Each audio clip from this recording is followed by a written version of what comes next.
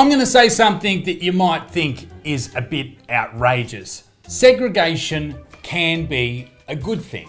Now, I know obviously throughout time there has been instances of segregation that we're all very familiar with that are horrific. Think black and white America up until around the 50s. Think the apartheid in South Africa. Even the Jews, the gypsies, disabled people in World War II. These are all examples of where segregation is absolutely horrific. And I never really considered this. I never thought about this.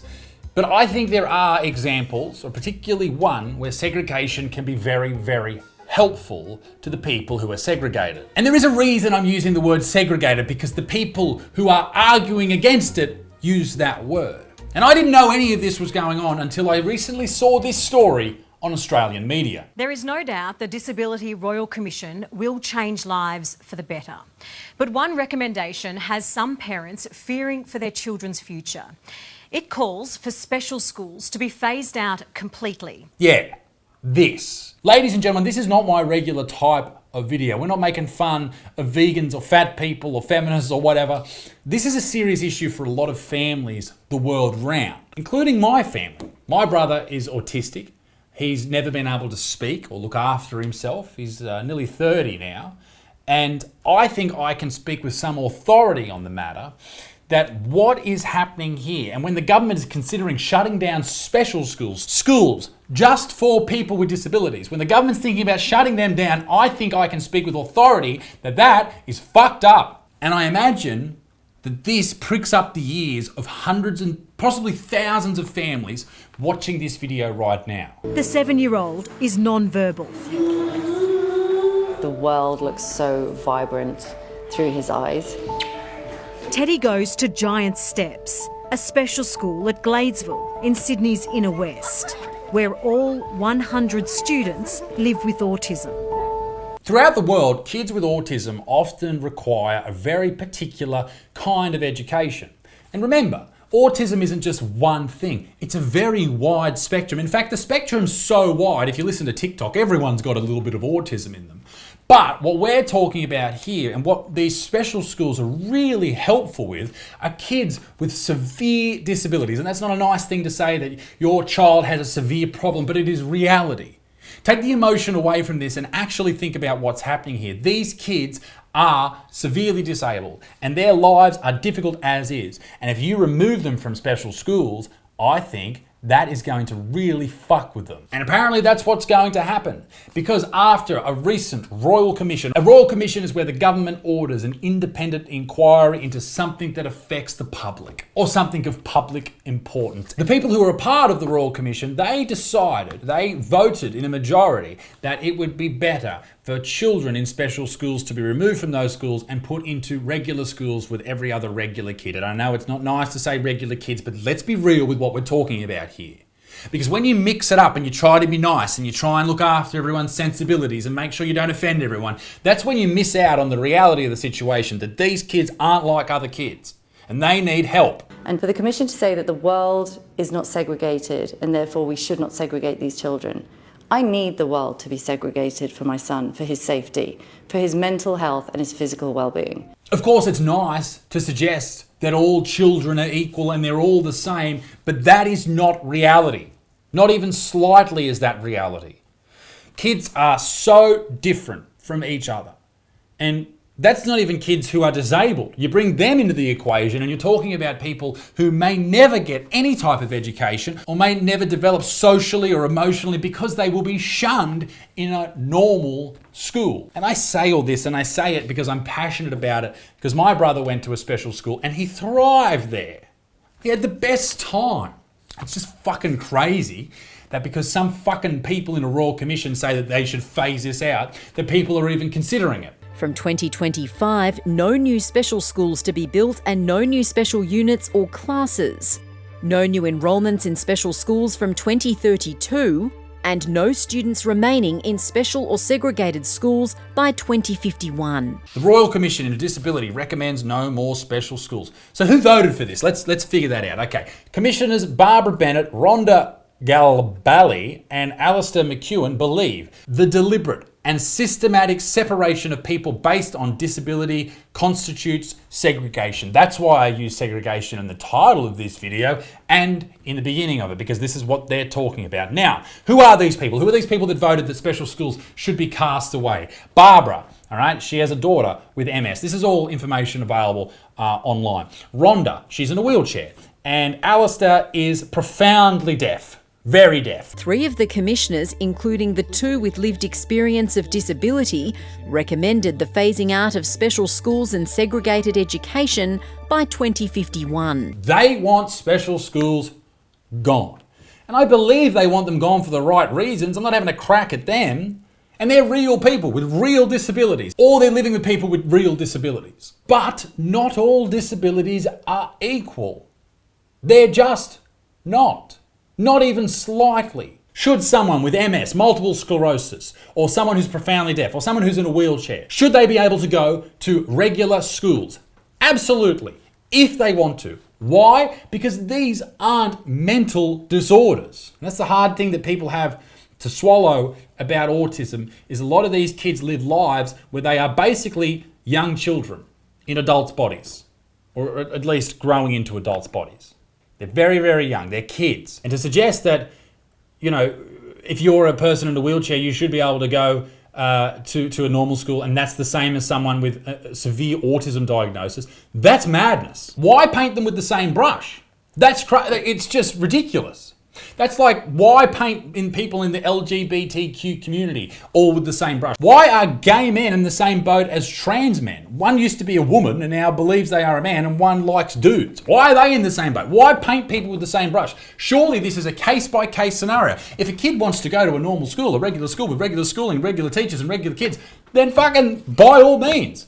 But some kids need extra fucking help. A lot of people in the disability sector in Australia have had a lot to say about this. Western Australian Senator Jordan Steele John, who has cerebral palsy, argues a 30-year phase-out process is too long. He says it would mean disabled children entering school today would likely be separated from their age peers for the duration of their school life. But Jordan, for some of these kids, they don't have cerebral palsy. They're not in a wheelchair. They are, and I don't want to keep harping on with the autism thing, but a lot of kids who are severely autistic are not going to do well at all. I heard about one kid, this poor little dude, who kept running away from the school that he was sent to by his parents because they wanted to help him out. They wanted to send him to a regular school because the bell rang and he couldn't deal with the bell. And he ran away from school every day because of the bell. This is not a fucking one-size-fits-all situation. And you would assume that people in the disability sector would know that. But also, Jordan, who we're talking about there, is an elected member for the far-left political group, the Greens, here in Australia. So fuck whatever he says. It's important to phase them out because we need all the resources, the significant resources, to go into making mainstream schools inclusive. We need there to be no option opting out, because then we see mainstream schools giving up and not becoming inclusive. Do you really want a school to look after your child who, let's be honest again, has the brain capacity? Some of these kids have the capacity, the mental capacity of very young children, babies even, and I know that's fucked up to say, but let's be real. Do you really want a school, a regular run-of-the-mill school who doesn't want them there? This is forced upon them? Do you really want your child going there? And maybe they don't want them there because A, they don't have enough staff, or B, they don't have enough funding, C, the training, D, the space. And also, let's think about the other children who will suffer because of this, because you don't have the teachers, because you don't have the space. Think about all those kids who are there for an education, who don't need special education, who will suffer because there's a poor kid freaking out at the back of the fucking classroom because he doesn't know what's going on. I know these are all fucked up things to say, but if you know a child with full-on autism, you know that this is reality. And if you don't, then you might think I'm an asshole for saying these things, but it's fucking reality. And I also know you're not supposed to use words like severe autism and all that type of stuff, but you're supposed to say neurotypical and neurodivergent, but fuck no. When we are talking about real issues like this that will change lives and possibly for the better for some kids with disabilities, no doubt, but for others it won't, then we need to speak in real fucking terms. When we're talking brass tacks, we need to be real about this shit. And that's what's happening in this Royal Commission. No, everyone's fucking scared that they're going to be seen as offending people with disabilities. These people need assistance. They need extra help. And if we don't give it to them, then we are bad people. Some autistic kids can't look after themselves. They can't take themselves to the bathroom. They can't feed themselves. They can't talk. They can't do things that regular children do. And you want to put them in the same school as them. I know it sounds nice, but it's harmful to the young kids who need extra help. It is harmful. They are not going to function in an environment that is not designed for them. They won't. They just fucking won't. Again, just to reiterate, if you're in a wheelchair and your brain capacity is completely normal to everybody else, then fucking by all means, you should be at a regular school if that's what you want to do.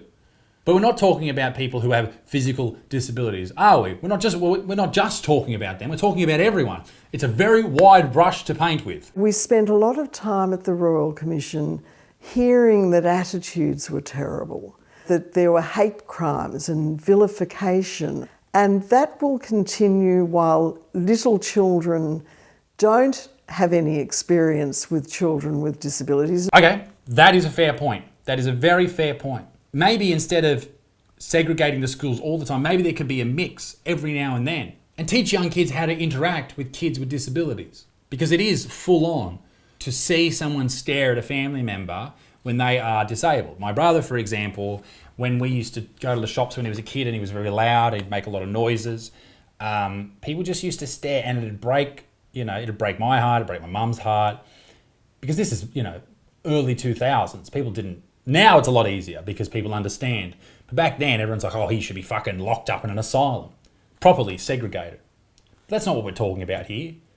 We're not talking about segregation. We're talking about putting people in positions where they can thrive. And that's what special schools can be for kids who require them. And if you see someone who is disabled, and I'm not talking about someone with a fucking bung knee. It'd be weird if you did this to them. But if you see someone who out there who has, Down syndrome, or they've got autism or whatever, and they look at you, just smile at them, say hello. Hey, how you going? What's happening? Talk to them like a regular person. That's what I do anyway. I believe that all students should go to the same school as a result of the Royal Commission. All students deserve to be together. Yes, Baz. Yes. Exactly. 14-year-old Baz lives with cerebral palsy. Mate, okay, Baz is doing algebra here. Baz should be at a regular school. Baz is not the example of which I am speaking. Baz is much smarter than I was at his age. I guess here is the solution, ladies and gentlemen. It's a case-by-case solution. Look after these kids. Don't just say that we have to do something because they're worried about offending one group of people. Case by case. Ladies and gentlemen, let me know what you think in the comment section down below. And come and see me live. I'm touring all around the world in 2024. Make sure you head to isaiahbutterfield.com to sign up for the pre-release of tickets. They'll be on sale soon. Tout au revoir. Bye-bye.